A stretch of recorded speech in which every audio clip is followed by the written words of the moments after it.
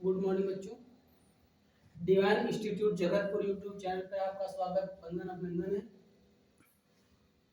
आज हम क्रिया टॉपिक का जो चैप्टर होगा वो भाग 2 होगा। और इसके पहले वाले वीडियो में हमने आपको क्रिया और क्रिया के जितने भी पॉइंट होते हैं सब हमने आपको बता दिया है। आज क्रिया का जो टॉपिक है वो भाग 2 से शुरू होगा और भाग 2 में क्रिया के अन्य भेद, क्रिया के अन्य भेद। तो चलते हैं, शुरू करते हैं। क्रिया के अन्य भेद का पहला क्रिया है पूर्ण या पूर्वकालिक क्रिया। कालिक क्रिया, पूर्ण या पूर्वकालिक क्रिया। पूर्व का जो अर्थ होता है वो होता है पूरा, और पूर्व का अर्थ होता है पहले।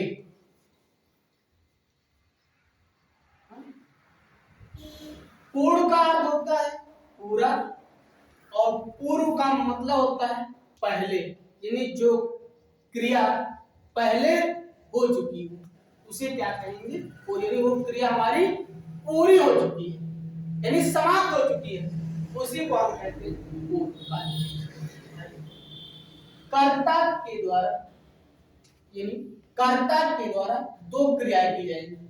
जो कर्ता होगा, कर्ता कर्ता दो क्रिया करेगा, कर्ता दो क्रिया करेगा जिसमें कर्ता पहली क्रिया को समाप्त कर, पहली क्रिया को समाप्त करके या पहली क्रिया को पूरा करके दूसरी क्रिया को करना प्रारंभ कर दे, उसे कहते हैं पूर्ण या पूर्वकालिक क्रिया। कर्ता के द्वारा या जहां पर कर्ता दो क्रिया करे जिसमें कर्ता पहली क्रिया को समाप्त करके दूसरी क्रिया को करना प्रारंभ कर दे, तो पहले वाली क्रिया पूर्ण या पूर्वकालिक क्रिया कहलाती है। फिर समझिएगा, परिभाषा इसकी जो है, कर्ता तो क्रिया करे जिसमें पहली क्रिया समाप्त करके दूसरी क्रिया करना प्रारंभ कर दे, तो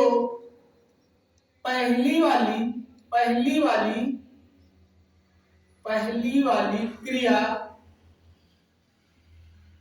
पूर्ण या पूर्वकालिक क्रिया कहलाती है।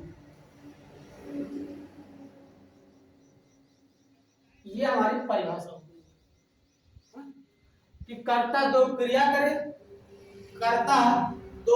करे और पहली क्रिया को समाप्त कर दे और दूसरी क्रिया को करना प्रारंभ कर दे, तो पहले वाली जो क्रिया होगी वही क्रिया हमारी पूर्ण या पूर्वकालिक क्रिया कहलाएगी। जैसे कहा जाए, क्या कहा जाए, राम नहा धोकर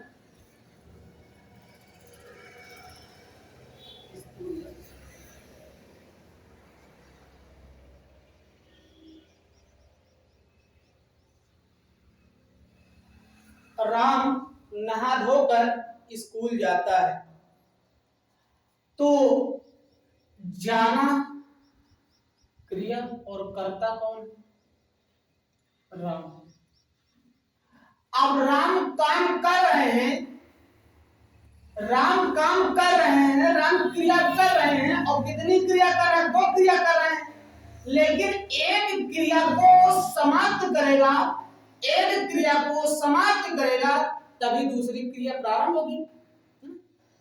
अब राम नहा धोकर, यानी राम जो है नहाने और धोने का काम समाप्त कर दिया है और समाप्त करने के बाद दूसरी क्रिया उसने शुरू कर दिया है स्कूल जाने का।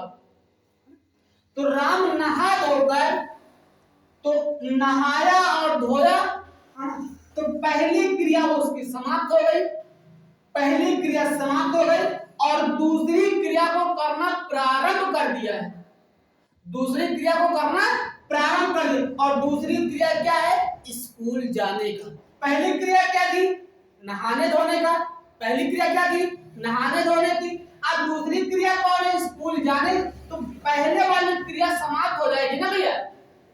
अब ये तो है नहीं कि राम नहा धो रहे स्कूल जा रहे, साथ साथ जो काम तो है ना, जो क्रिया साथ साथ होगी नहीं, एक क्रिया तो समाप्त करना ही पड़ेगा ना। तो नहाने और धोने का काम समाप्त हो गया और दूसरी क्रिया स्कूल जाने का उसका चल रहा है।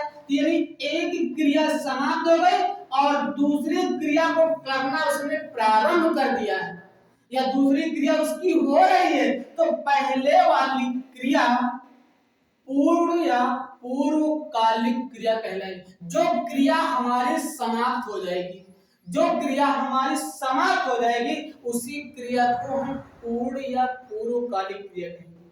क्या कहेंगे? पूर्णकालिक या पूर्वकालिक क्रिया कहेंगे, जो क्रिया समाप्त हो जाएगी। आगे देखिए अगला उदाहरण है, अगला उदाहरण है मैं अपना काम निपटाकर सोऊंगा। मैं अपना काम निपटा कर सोऊंगा। देखिएगा हमने बताया कि कर्ता जो होगा वो दो क्रिया करेगा, कर्ता जो है वो दो क्रिया करेगा, लेकिन पहली वाली क्रिया समाप्त करके दूसरी क्रिया को करना प्रारंभ कर देगा। तो पहले वाली क्रिया हमारी पूर्ण या पूर्वकालिक क्रिया कहलाएगी।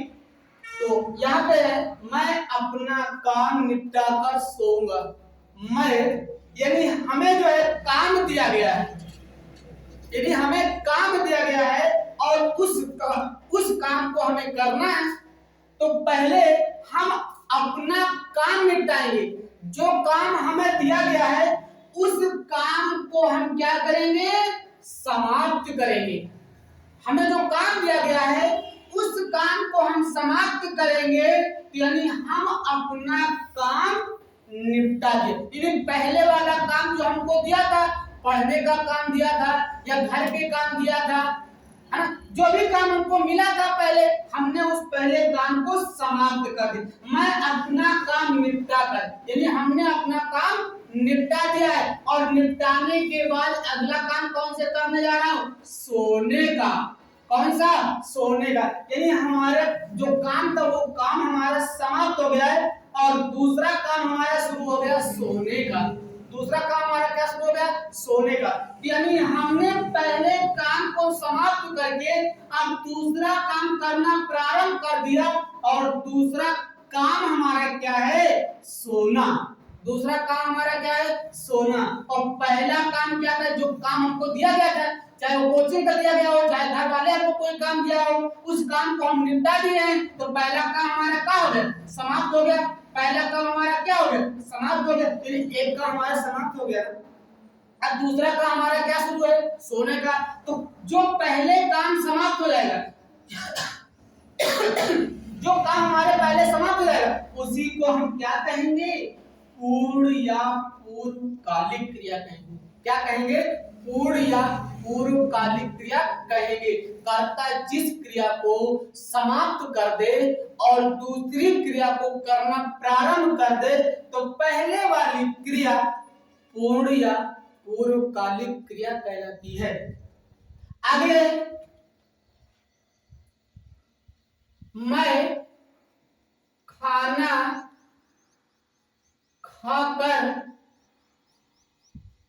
जाता हूं।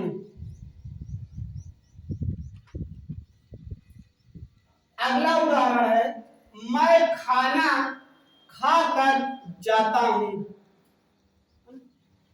एक क्रिया खाना खाकर और दूसरी क्रिया है जाने का। दूसरी क्रिया क्या है? एक क्रिया उसकी क्या है?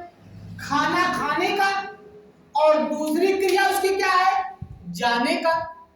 तो भैया अब हम एक साथ दोनों क्रिया तो कर नहीं सकते हैं कि हम खाना भी खा रहे हैं और जा भी रहे हैं, तो हमको एक क्रिया तो समाप्त करना पड़ेगा ना। हमको एक क्रिया समाप्त करना पड़ेगा ना, तो तभी तो हमारी दूसरी क्रिया स्टार्ट होगी, तभी तो हमारी दूसरी क्रिया स्टार्ट होगी ना। तो पहले वाली क्रिया हमारी क्या थी? खाना खाने की, यानी हम पहले खाना खा रहे थे, अब खाना खा चुके हैं, या खाना खाने का काम हमारा समाप्त हो गया है। खाना खाने का काम हमारा समाप्त हो गया है। अब दूसरी क्रिया हमारी क्या है? जाने का।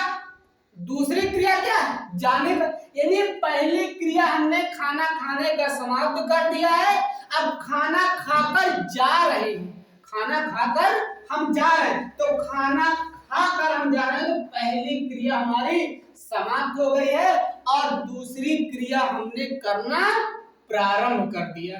दूसरी क्रिया करना हमने प्रारंभ कर दिया है, इसलिए खाना खाकर में कौन सी क्रिया, ये कौन सी क्रिया हो जाएगी? ये पहली वाली क्रिया पूर्व या पूर्वकालिक क्रिया कहलाएगी, और दूसरी क्रिया उसने प्रारंभ कर दी। तो कर्ता के द्वारा दो क्रियाएं की जाएंगी। कर्ता के द्वारा दो क्रियाएं की जाएंगी, जिसमें कर्ता पहली क्रिया को समाप्त करके दूसरी क्रिया को करना प्रारंभ कर दे, तो पहले वाली क्रिया पूर्ण या पूर्वकालिक क्रिया कहलाती है। तो भाग 2 में हमने आपको पहली क्रिया समाप्त कर दी है, जो हमारा था पूर्ण या पूर्वकालिक क्रिया, और दूसरी क्रिया हमारी है सहायक क्रिया। दूसरी क्रिया है सहायक क्रिया। कौन सी क्रिया? सहायक क्रिया। तो अगर हम इसके अर्थ की बात करें, तो सहायक क्रिया यानी सहायता करना। सहायता करना यानी किसी चीज की या किसी वस्तु की या किसी व्यक्ति की सहायता करना ही क्या कहलाता है? सहायक क्रिया। यानी कोई उसका काम ना होता हो और आप उसकी मदद कर दिए या आप उसकी सहायता कर दिए, तो उसका वो काम पूरा हो गया है। यानी उसका वो कार्य जो है, जो अधूरा था, उसमें आपने थोड़ी सी सहायता कर दी है, थोड़ा उसकी मदद कर दी है, तो उसका वो काम पूरा हो गया है। तो उसी को हम क्या कहते हैं? सहायक क्रिया कहते हैं। तो देखिएगा इसकी परिभाषा क्या है।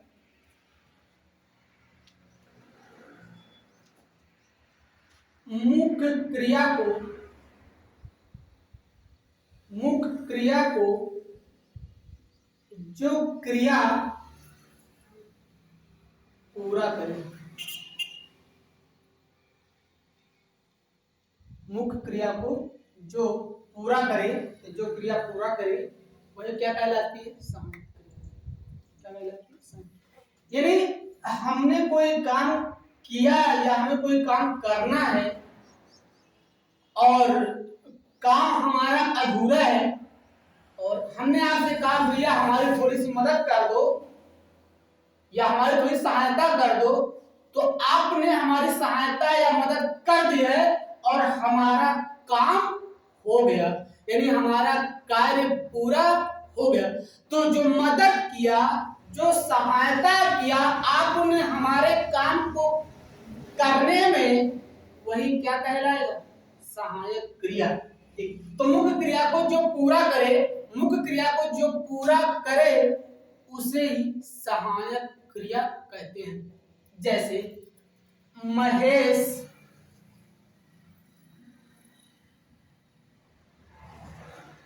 महेश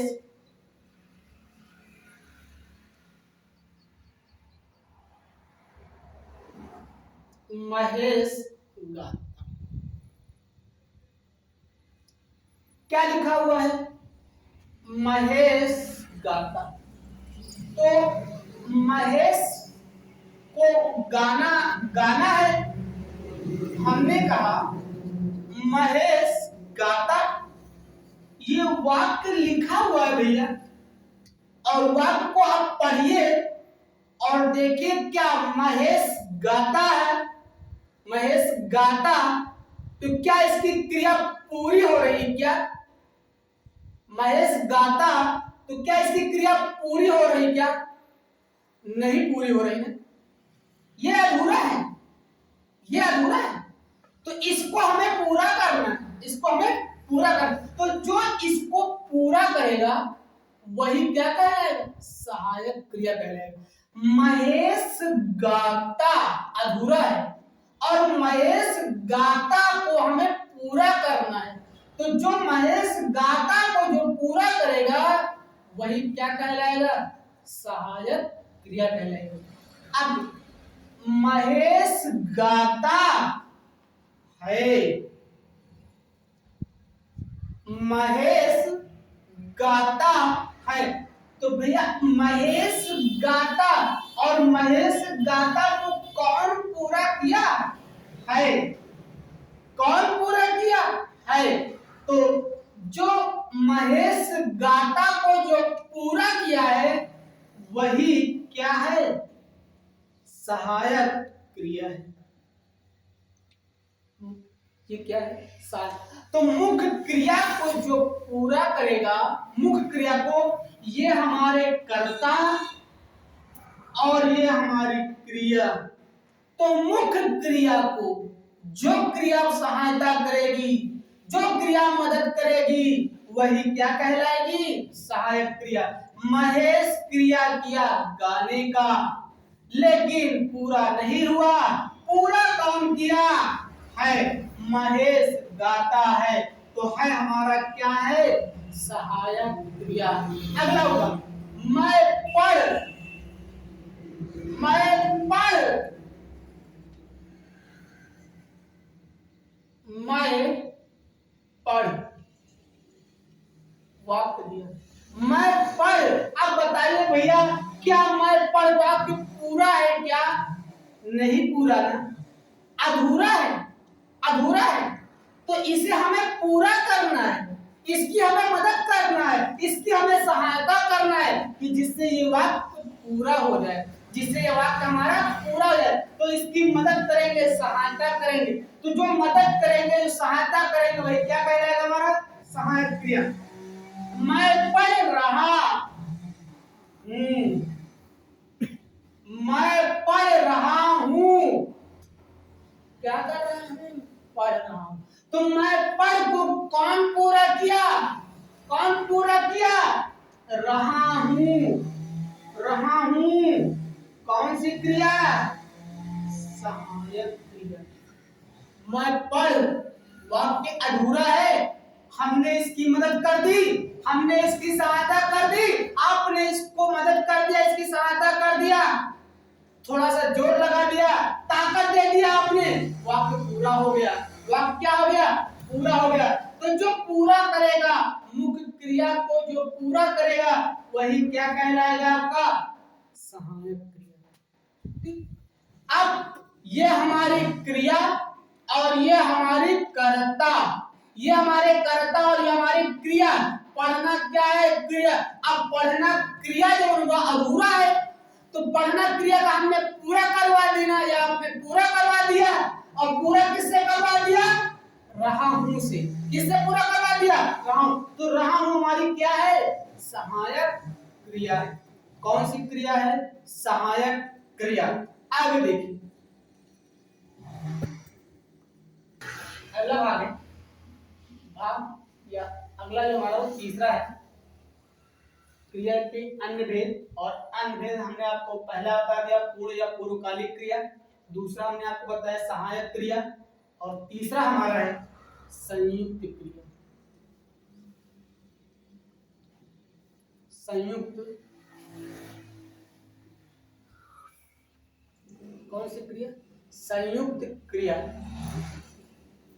तो संयुक्त क्रिया में है जहां पर दो क्रियाएं, जहां पर दो क्रियाएं साथ साथ चलती हैं।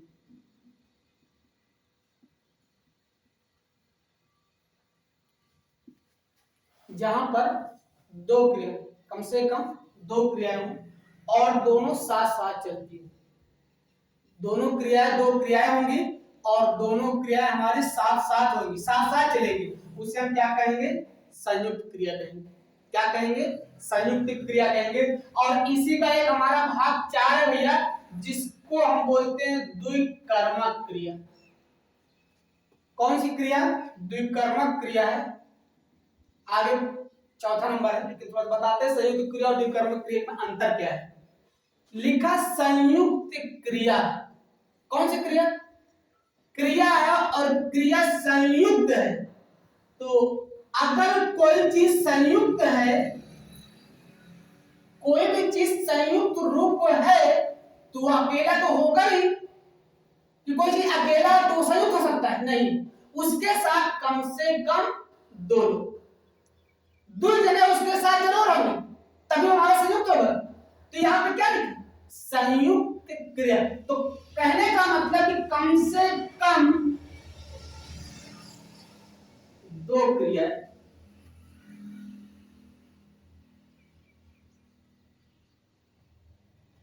बात किसकी की जा रही? क्रिया की। तो अगर संयुक्त है तो इसका मतलब दो लोग उसके साथ जरूर हैं। कितने लोग हैं? दो लोग। और दो लोग होंगे और दोनों साथ साथ काम करेंगे, दोनों साथ साथ होंगे, उसे हम क्या कहेंगे? संयुक्त क्रिया कहेंगे। और द्विकर्मक क्रिया में क्या है? इसको देखो, लिखा है द्वि, द्वि प्लस कर्मक। द्वि का अर्थ होता है दो और कर्म का अर्थ होता है काम। कुछ समझ में आया हो कि जहां पर दो काम या दो कर्म होंगे उसे द्विकर्मक क्रिया कहेंगे। लेकिन अगर जहां पर दो क्रियाएं होंगी, दो क्रिया साथ साथ चलेंगी, उसे हम संयुक्त क्रिया कहेंगे। और अगर दो कर्म हो रहे हैं और दोनों साथ साथ हो रहे हैं तो उसे हम द्विकर्मक क्रिया कहेंगे। समझ बात आई भैया? चलिए अपने टॉपिक पे आते हैं, संयुक्त क्रिया। तो संयुक्त क्रिया की छोटी सी परिभाषा है कि जहां पर दो क्रियाएं साथ साथ चलती हैं, साथ साथ चलती हैं, उसे कौन सी क्रिया कहते हैं? संयुक्त क्रिया कहते हैं। कौन सी क्रिया कहते हैं? संयुक्त क्रिया। देखिए, महेश या महेश नहीं, सीता नाचती गाती है।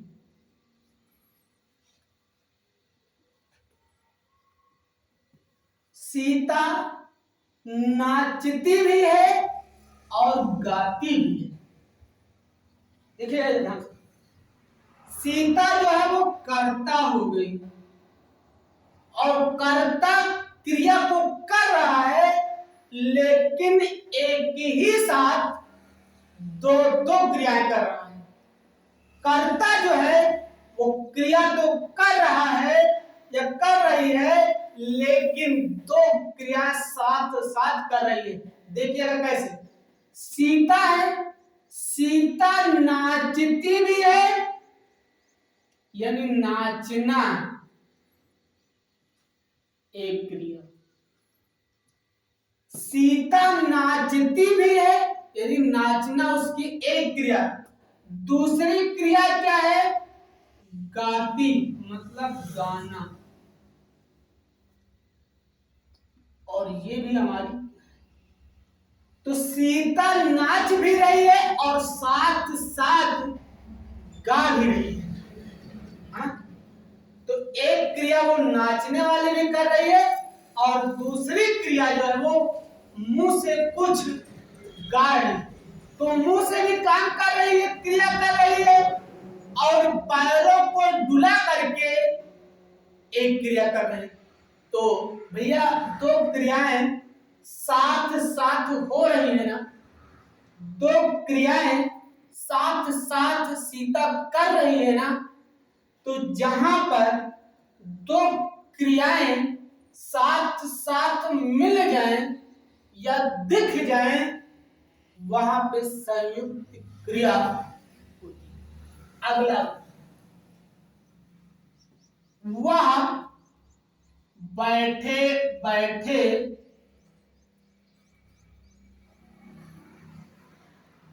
सोने लगा।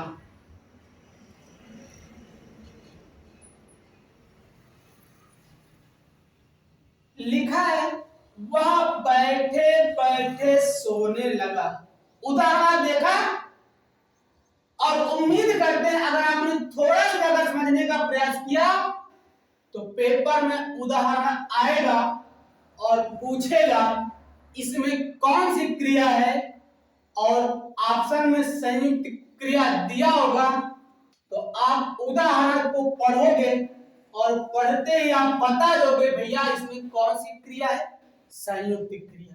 कैसे? वह बैठे बैठे सोने लगा। आप हैं, आप कुर्सी पर या बेंच पे बैठे हैं तो आपने काम किया ना, बैठने का काम आपने कर लिया है। अब बैठे बैठे आप सो भी रहे हैं तो एक क्रिया आपने बैठने का किया है और दूसरी क्रिया उसी जगह आप और कर रहे हैं सोने का। जैसे आप क्लास में बैठे हैं, कुछ लोग, कुछ बच्चे होते हैं कि बैठे बैठे सो भी लेते हैं, बैठे बैठे सो भी लेते हैं। तो सोचिए हम बैठे हैं, आप बैठे हैं और बैठने की एक क्रिया आपने किया है और उसके साथ दूसरी भी क्रिया कर रहे हैं, आंख बंद करके सो भी ले रहे हैं, आंख बंद करके आप सो भी ले रहे हैं। तो एक क्रिया बैठने वाले भी कर रहे हैं और दूसरी क्रिया क्या कर रहे हैं आप, सोने वाली कर। तो वह बैठे बैठे सोने लगा। तो क्या उसने बैठने का समाप्त कर दिया था? नहीं समाप्त किया ना, बैठा है और सो भी रहा है, इसलिए क्रिया कौन सी, संयुक्त क्रिया। क्रिया कौन सी, संयुक्त क्रिया। जानवर, जानवर चरा करते हैं, जानवर चरा करते हैं। अब बगीचे में जानवर क्या कर रहे हैं, घास को चर रहे हैं, घास को चर रहे हैं। तो चरना एक क्रिया हो गई, चरना एक क्रिया हो गई, और दूसरा है करना। दूसरी क्रिया क्या है, करना। तो पहली क्रिया चर रहे हैं और चरने का काम भी कर रहे हैं, काम भी कर रहे हैं, तो दूसरी क्रिया क्या हमारी निकली, करना। तो यानी जहां पर दो क्रियाएं साथ साथ चलती हो, कितनी क्रिया भैया, दो क्रियाएं साथ साथ चलती हो, उसे कौन सी क्रिया कहते हैं, संयुक्त क्रिया। और जहां पर मुख्य क्रिया को जो क्रिया पूरा करे उसे सहायक क्रिया कहते हैं। कर्ता दो क्रिया करे और पहली क्रिया को समाप्त करके दूसरी क्रिया को करना प्रारंभ कर दे तो पहले वाली क्रिया पूर्णकालिक या पूर्वकालिक क्रिया कहलाती है। उम्मीद करते हैं ये तीनों आपके समझ में आया होगा।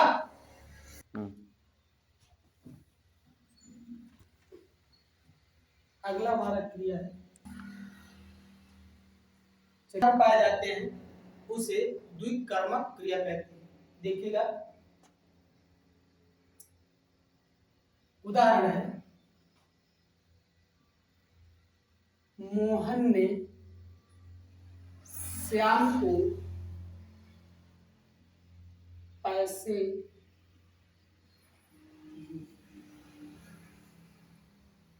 मोहन ने श्याम को पैसे दिए। तो काम को कौन कर रहा है भैया? क्रिया कौन करेगा? कर्ता। कर्ता करेगा। तो कर्ता हमारे कौन हो गए? मोहन हो गए।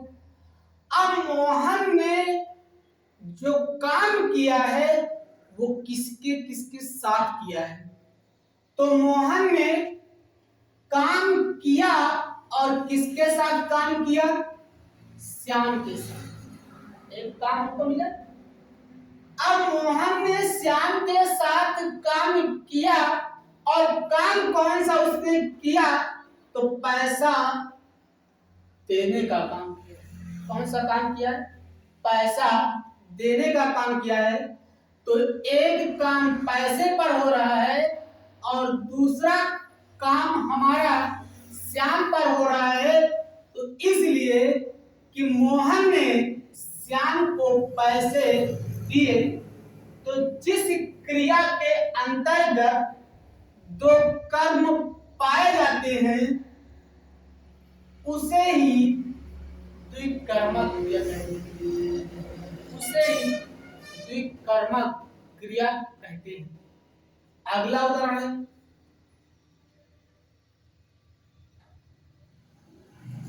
मैं छात्रों को हिंदी पढ़ाता हूं।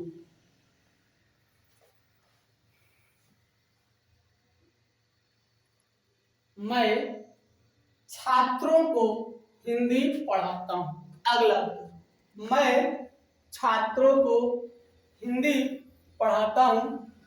अगला उदाहरण है, और उम्मीद करते हैं कि मैं छात्रों को हिंदी पढ़ाता हूं। और ध्यान से अगर आपने देखा है, समझा है और सुना है तो आप तुरंत बता देंगे इसमें कौन सी क्रिया है। मैं करता, जो काम को करेगा वही करता होगा। मैं क्या कर रहा हूं? किसके साथ काम कर रहा हूं? तो मैं छात्रों को, मैं छात्रों को पढ़ाता हूं। क्या? हिंदी। तो पहला कर्म हमने किसके ऊपर किया? बच्चों के साथ। और बच्चों को क्या पढ़ाने का काम हमने किया? हिंदी पढ़ाने का काम किया। हा?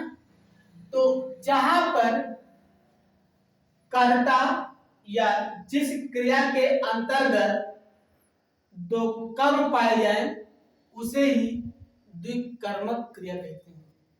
या जहां पर कर्ता दो कर्म करे, कर्ता दो कर्म करे उसे ही द्विकर्मक क्रिया कहते हैं। उसे ही द्विकर्मक क्रिया कहते हैं। और कर्ता दो कर्म कर रहा है, एक कर्म वो छात्रों के ऊपर कर रहा है और दूसरा वो कर रहा है हिंदी के साथ।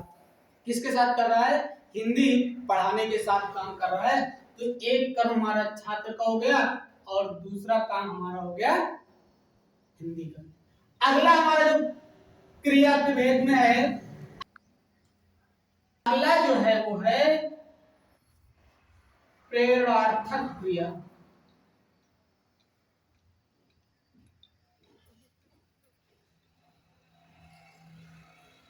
कौन सी क्रिया?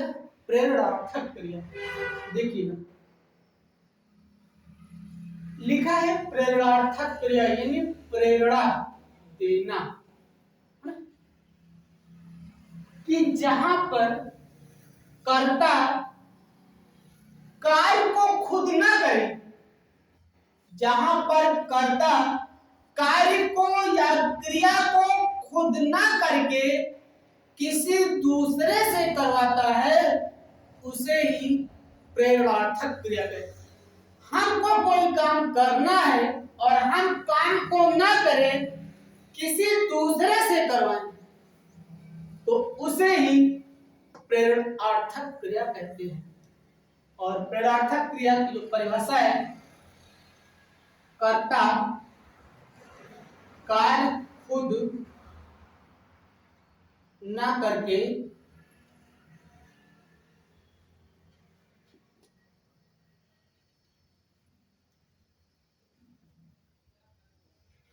कर्ता कार्य खुद न करके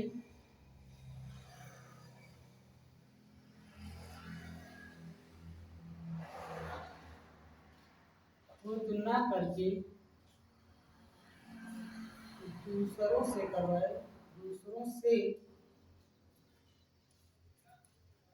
करवाए या दूसरों से करवाता है तो उसे ही हम प्रेरणार्थक क्रिया। और प्रेरणार्थक क्रिया के दो भेद होते हैं। कितने? दो भेद होते हैं। एक हमारा होता है प्रथम और दूसरा होता है द्वितीय प्रेरणार्थक।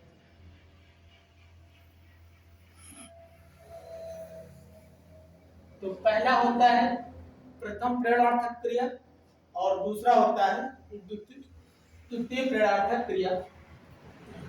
तो कर्ता कार्य को खुद ना करके दूसरों से करवाता है तो उसे हम प्रेरणार्थक क्रिया कहते हैं। और प्रेरणार्थक क्रिया के दो भेद होते हैं। एक होता है प्रथम प्रेरणार्थक क्रिया और दूसरा होता है द्वितीय प्रेरणार्थक क्रिया। चलिए देखिएगा कि प्रथम क्या है और द्वितीय क्या है।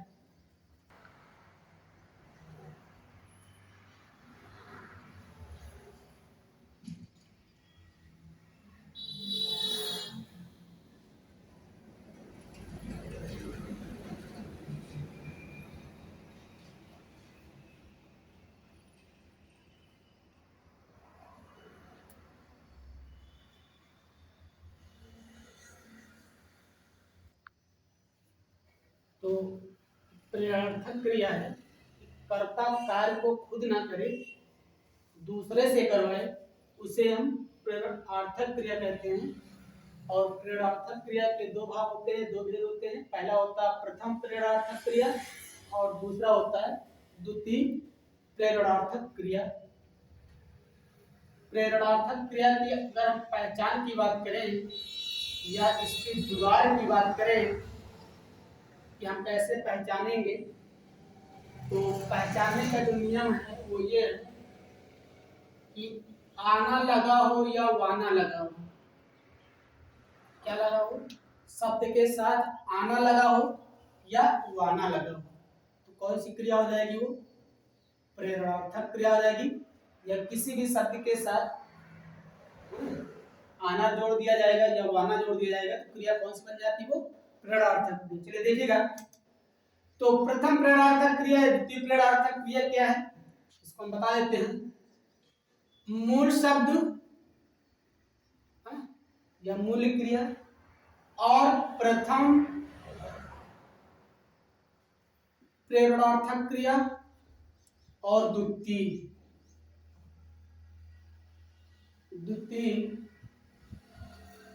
प्रेरणार्थक क्रिया और मूल क्रिया। मूल क्रिया। अब जैसे मूल क्रिया हमारा दिया है सुनना। मूल क्रिया क्या दिया हुआ? सुनना। मूल क्रिया दिया हुआ है धुलना।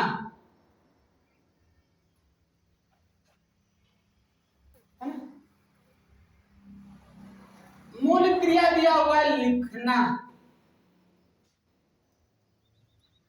अब यहां पर मूल क्रिया हमारी क्या है? सुनना। अब अगला क्या? प्रथम प्रेरणार्थक क्रिया। तो सुनना मूल क्रिया है और अगर सुनना मूल क्रिया के साथ हमने आना जोड़ दिया, क्या जोड़ दिया? आना जोड़ दिया तो हमारा प्रथम प्रेरणार्थक क्रिया बन जाएगा सुनाना। क्या हो जाएगा? सुनाना। मूल क्रिया क्या है? सुनना और मूल क्रिया के साथ हमने जोड़ दिया है आना। तो क्या हो गया? सुनाना। ठीक। और अगर प्रथम प्रेरणार्थक क्रिया दिया है सुनाना और हमने मूल क्रिया के साथ जोड़ दिया वाना, किसके साथ? मूल क्रिया के साथ, तो क्या हो जाएगा? सुनवाना।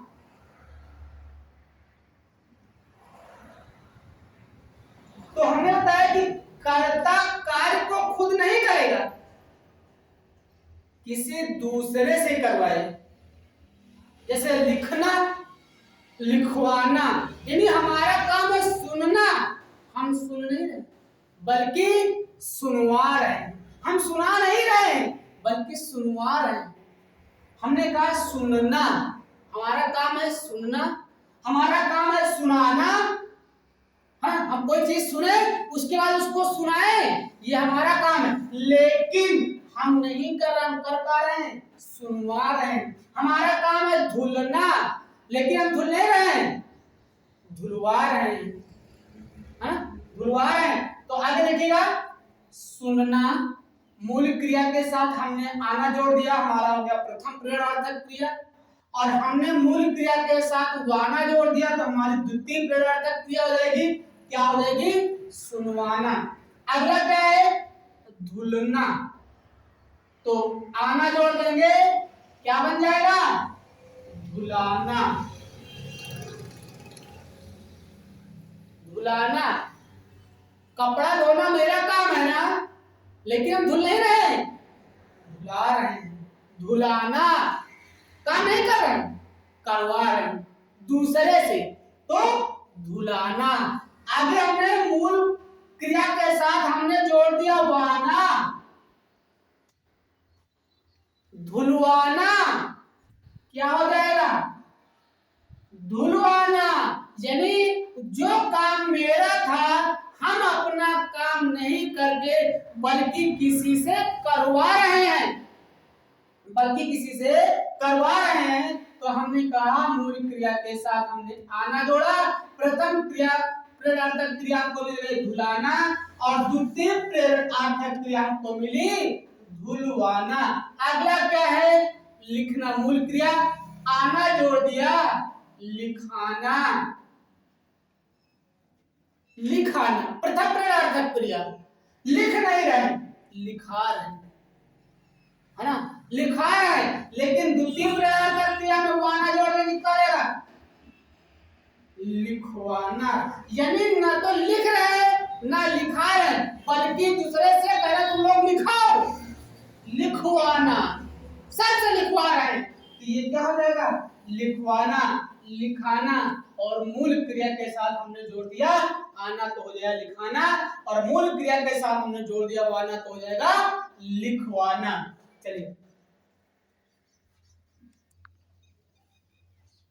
जो क्रिया हमारी है वो है नाम बोधक क्रिया। कौन सी है? नाम बोधक क्रिया। तो नाम बोधक क्रिया की बात करें या इसकी परिभाषा की बात करें तो ऐसी क्रिया जो संज्ञा या विशेषण से बनी, विशेषण से, संज्ञा या विशेषण से बनी या बनाई गई है। ऐसी क्रिया जो संज्ञा या विशेषण से बनाई गई है, उस क्रिया को हम नामबोधक क्रिया कहते हैं। क्या कहते हैं? नामबोधक क्रिया है। फिर सुनिएगा, ऐसी क्रिया जो संज्ञा या विशेषण से बनाई गई है या बनाई गई हो, उसी क्रिया को हम क्या कहेंगे? नामबोधक क्रिया। चलिए देखिएगा, संज्ञा या विशेषण, संज्ञा या विशेषण और क्रिया, या तो संज्ञा होगी या तो विशेषण होगा, दो में एक ही चीज होंगे। दोनों साथ साथ तो नहीं होगा कि संज्ञा भी हो विशेषण भी हो, दोनों नहीं होंगे ना। या तो संज्ञा ही होगा और या तो हमारा विशेषण होगा। चलिए देखिएगा, संज्ञा या विशेषण, जैसे शब्द लिखा है दुखी, दुखी, और क्रिया में क्या लिखा हुआ है, होना। दुखी, दुखी क्या है, संज्ञा या सर्वनाम, क्वेश्चन, संज्ञा या विशेषण? दुखी क्या है, संज्ञा है या विशेषण? तो दुखी विशेषण। हम दुखी हैं, राम दुखी है, राम दुखी है।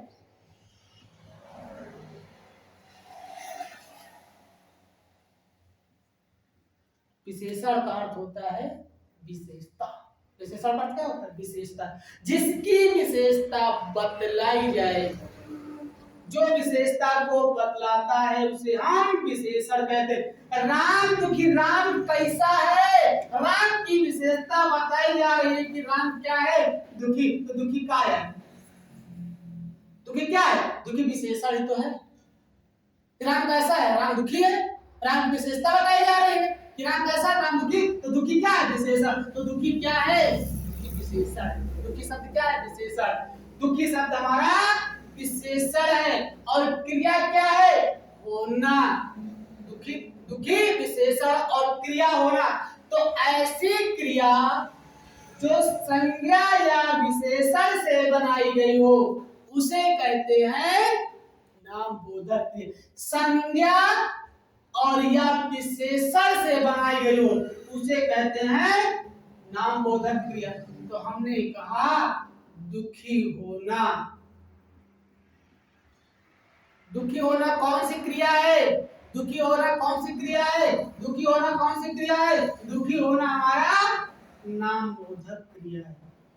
दुखी होना कैसी क्रिया है, नाम बोधक क्रिया है।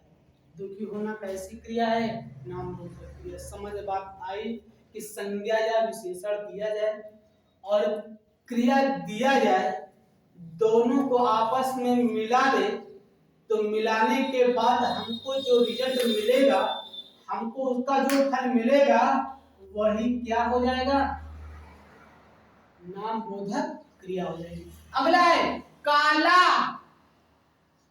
काला क्रिया है पढ़ना। काला क्या है, संज्ञा या विशेषण है, संज्ञा है या विशेषण है, संज्ञा या विशेषण है। तो काला क्या है, विशेषण है। काला क्या है, विशेषता को बता रहा है, विशेषता को बता रहा है। कैसा है वो, काला है ना, उसकी विशेषता को बता रहा है। तो काला क्या है, विशेषण। और काला पढ़ना, हमने कहा विशेषण और क्रिया दो जन का मिला दो, तो दो जन का मिला दो तो क्या मिलेगा आपका, काला पढ़ना। और काला पढ़ना में क्रिया कौन सी, नाम बोधक क्रिया। क्रिया कौन सी, नाम बोधक क्रिया। क्रिया कौन सी, नाम बोधक क्रिया। अगला है लाठी। लाठी मारना, मारना, मारना, लाठी मारना। लाठी क्या है, संज्ञा या सर्वनाम है। लाठी क्या है, संज्ञा है या सर्वनाम नहीं है, वो संज्ञा सर्वनाम बार बार आते हैं। तो संज्ञा या विशेषण, संज्ञा या विशेषण। तो लाठी क्या है, संज्ञा या विशेषण है। तो लाठी संज्ञा भैया, लाठी क्या है, संज्ञा है। लाठी क्या है, संज्ञा। और लाठी मारना, लाठी, लाठी मारना, लाठी मारना में क्रिया कौन सी, नाम बोधक क्रिया। नाम बोधक क्रिया, कौन सी क्रिया, नाम बोधक क्रिया। तो उम्मीद करते हैं कि सबके समझ में नाम बोधक क्रिया आया होगा। तो उम्मीद है कि हमने आपको क्रिया पढ़ाया है और क्रिया के जितने भी मैंने आपको बताया, भाग बताया, उसके अंग बताए, ठीक है, उदाहरण बताया, सब कुछ आपके समझ में आया होगा। तो आज इतना है।